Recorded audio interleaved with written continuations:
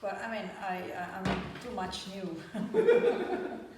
And I try to be humble in the way I approach this country, as I did it with all other countries. So I'm here only since less than 3 months.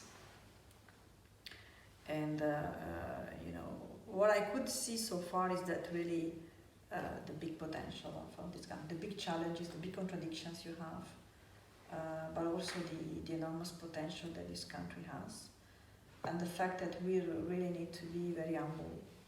And me, what I want to do, especially what I'm trying to do, and I will continue to do, is very much trying to understand, trying to meet with people, to listen to people.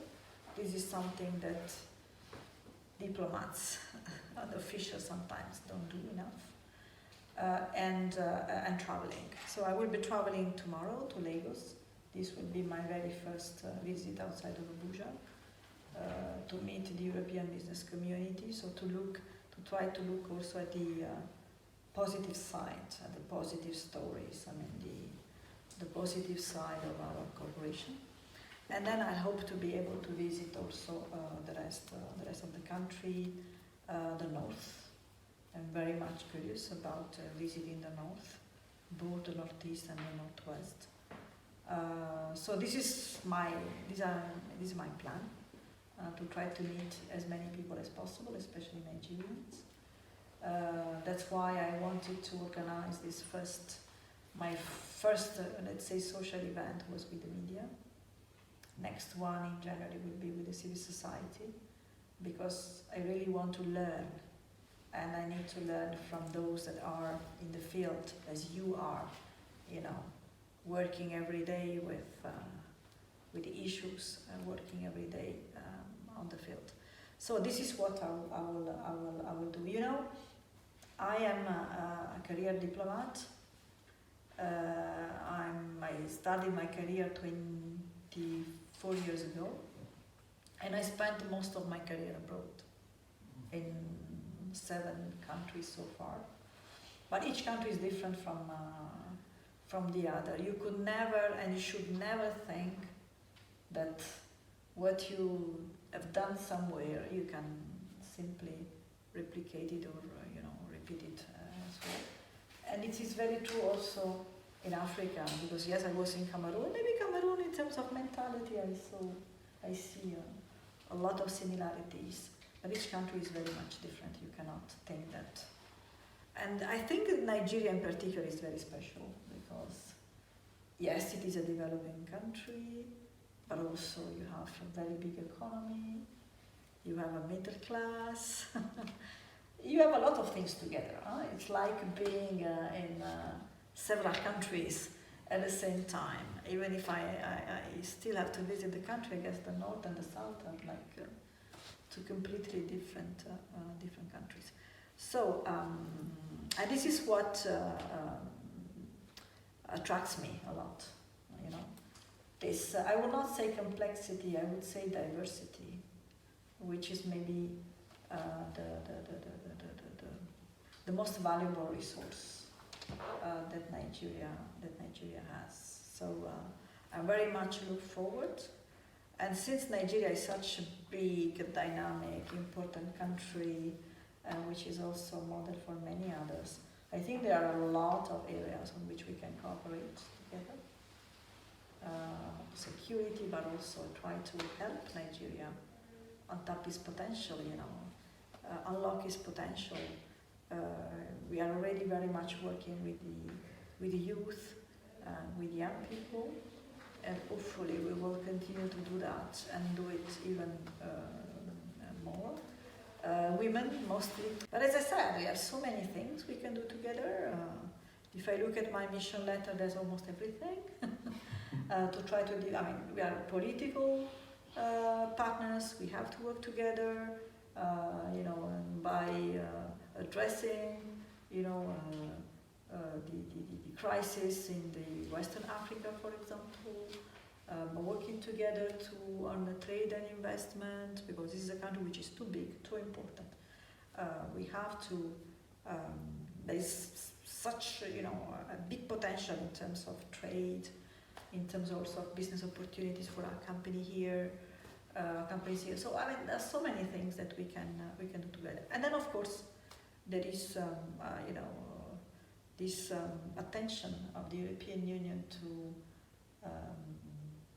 human rights, governance, all of these issues that very much touch our DNA, the values, our own values, and are also the values that are at the basis of our cooperation with our partner countries. So, and there also we are very much, as you know, we are very much engaged and committed and working on, supporting the electoral process, trying also to support the rule of law, justice reform, human rights, but in particular we focus on gender rights. But these are very much things that are at the very heart of our attention.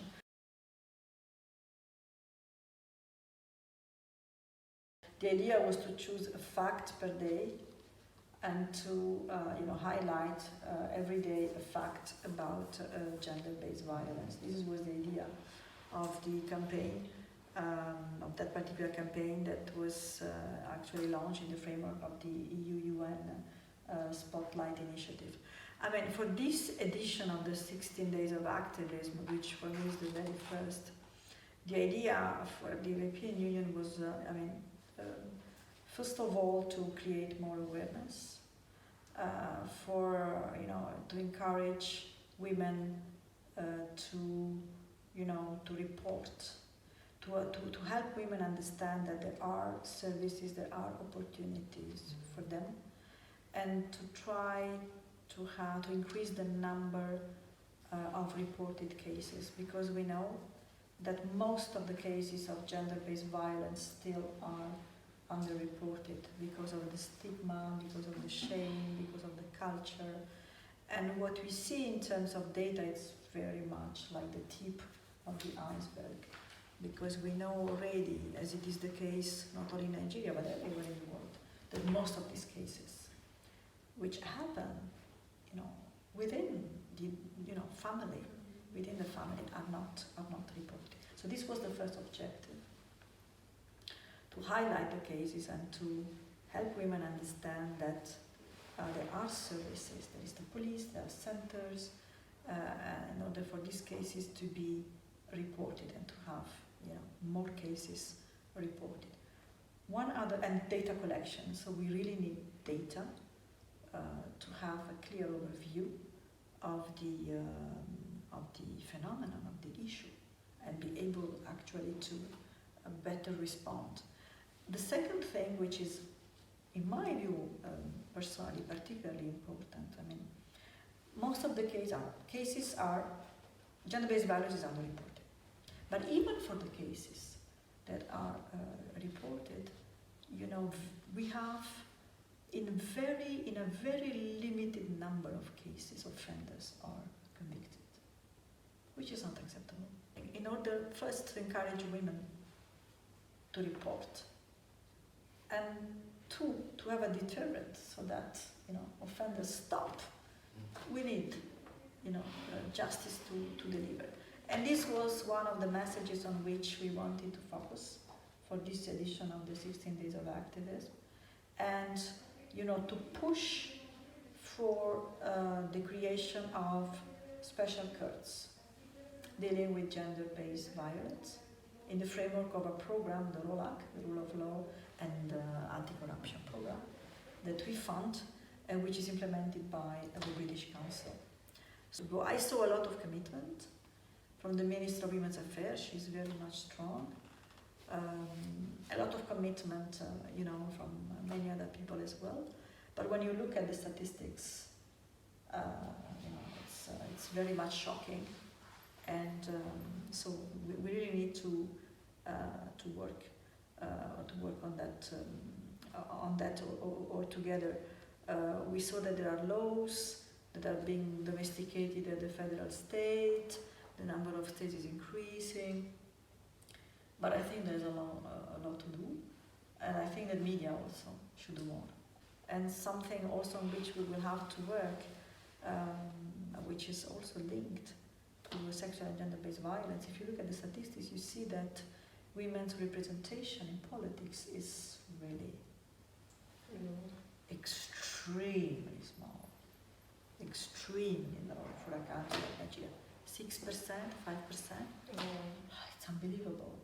So there as well, I think there's something that needs to be done. We understand that it's a matter of culture, whatever, but this is something on which very much we need to work, and we hope that in the framework of the next electoral cycle, but I hope that also on this issue Nigeria will be able to find its own way. Nigeria doesn't need to follow the example of others, but for sure I think that to have more women in parliament, in the state parliaments, is something that would be good for the country.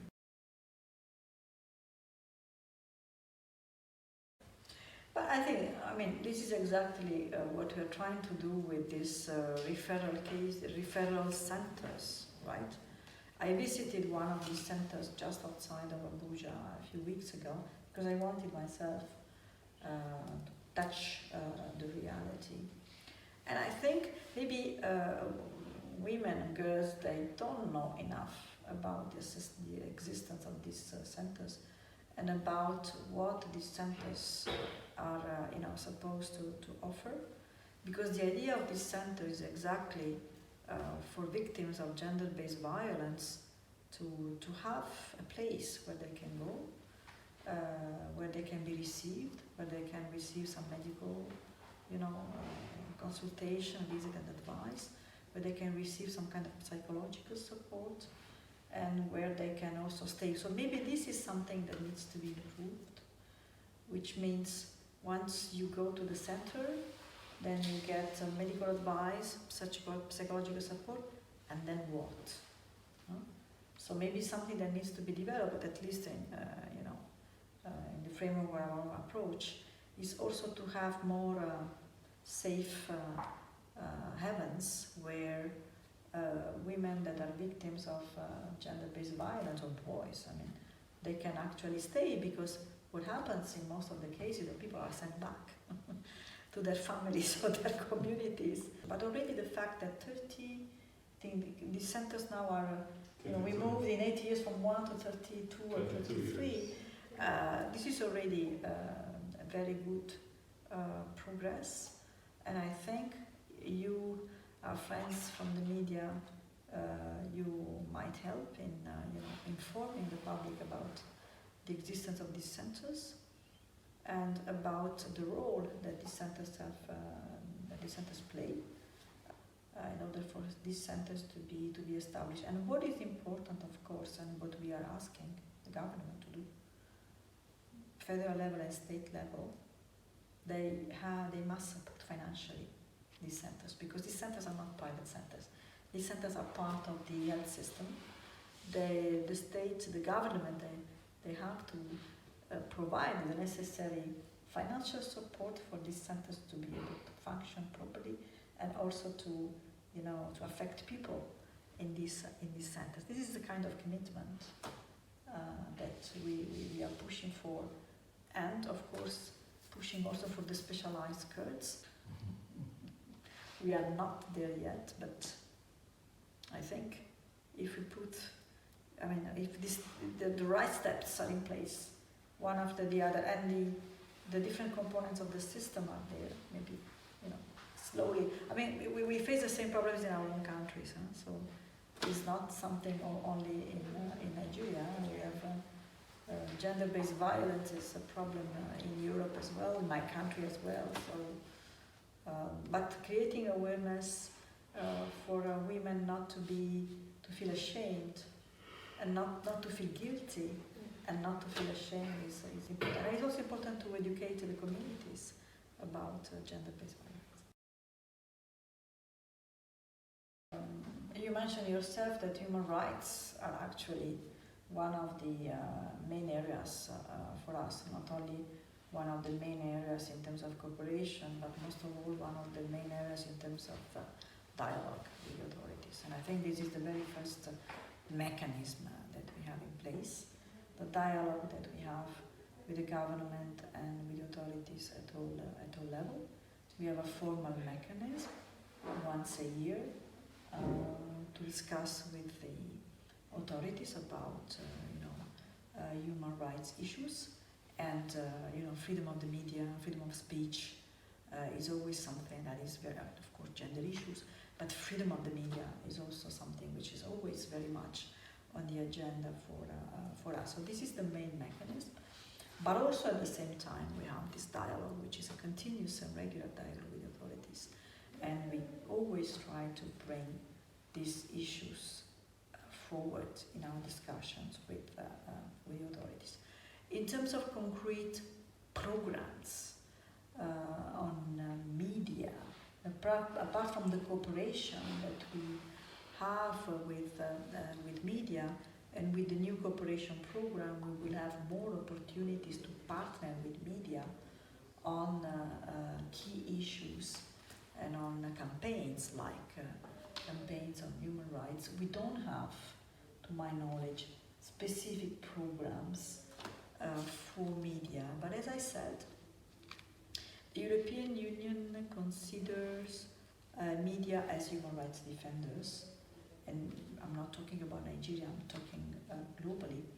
And there are guidelines that are even available online about, and I think Modestus, he knows these guidelines very well.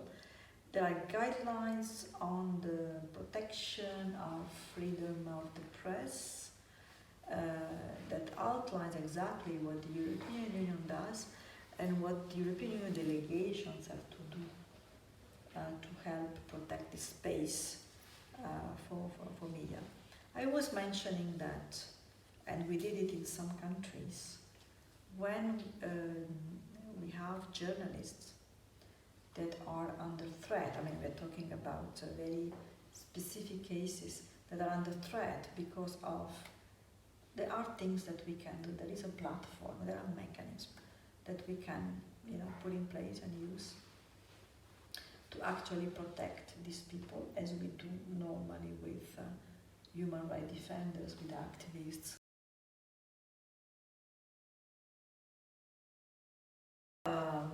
First of all, we didn't have the framework for doing that.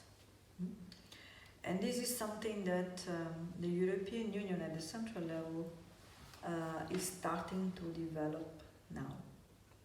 That is to have a legal framework in place to be able to adopt sanctions on human rights violations basis. I think this is relatively recent, last year. It was a decision made by member states at the Council to put in place a mechanism, a regime which is similar to the one that is used by the United States. I think there are discussions that are still ongoing with member states to implement this new system. We'll see then, of course. One thing, the first step is to have the framework, which did not exist before. The second thing would be how to use, in which cases, etc. So that's another thing. But on elections, of course, I just arrived here in Nigeria, so I can talk about the experience that I had in other countries. On elections, we have also other ways. I mean, we have a dialogue, we have other ways as well to raise all the issues you're talking about. And, it's not only by, imposing sanction is, sometimes the very last resort. So that's something new for us, yes. Now we have that, yes. And I guess we will use that. I'm not aware of cases where these sanctions have already been used, have already been adopted. I would guess that this will be done for very much, prominent and very serious cases. But you will be informed. You will hear about the first human rights sanctions imposed by the European Union on grounds of human rights violations. It is not easy because the task is very big, and there are things you cannot change at all, and that you cannot change in 3 or 4 years, that for sure. Me, if I think about the next, priorities, the upcoming priorities, I would say, as we support the electoral process, to help Nigerians to have good elections. I mean, our role is simply to provide our expertise to the institutions, to the INEC, to the other institutions, to civil society to play their role. This is our role. To very much support the Nigerian mechanisms that exist. So this is, if we can help those institutions to fully play their role in the next electoral cycle, that for me, that will be success for the country, a success to which maybe the European Union. Then we were talking about gender issues, to see some of these challenges and some of these commitments that I believe are very much genuine commitments to materialize, and to have more convictions on gender-based violence, to have more women in parliament, more girls in schools. Then on a purely bilateral basis, of course we would like to see our bilateral cooperation to be strong, our trade to be strong, because it is a mutual benefit. Trade to be strong. I would like to see more European companies coming here to invest, which would mean that European companies, the companies in general, you cannot tell them where to go. They go where they really see potential and good conditions to work. So I would really like to see more European companies coming. This would be a win-win kind of thing, right? The European Union is not shy in expressing itself on human rights. Are you sure of that, man? You're talking about Chad. Yeah. I think the position of the European Union was quite... Naturally, there was no Western organization or that actually called it a coup, when actually it is. Of course. So of course it is a coup. Of course it is a coup. And when I was ambassador of Italy to Cameroon, I was also accredited to Chad. So it's a country that I know relatively well. And I myself accompanied President Deby to Italy for a visit back in 2017. What I can tell you is that there's always a way to be more vocal. But I think the European Union is among Western organizations, is maybe more vocal than others, and more vocal than the member states. And I think this is something that needs to be done. And if you look at situations in Africa, look at Ethiopia, Sudan, whatever, we are quite vocal. And on Chad, I think there were declarations. Maybe we didn't call it coup, but there were declarations and pressure for some of the things that then the transition government has done, appointing a civilian prime minister. I think there were certain things that were done there because of, but maybe you just look at the public part, But there were many things that were done because of the pressure from France, because of strong pressure from the European Union. I mean, one thing that is important for us is for African institutions and African countries to speak up on these cases. And very much we want to see, and that's why we work closely with the African Union, with the ECOWAS here and with other countries. We want to see Africans condemning these things.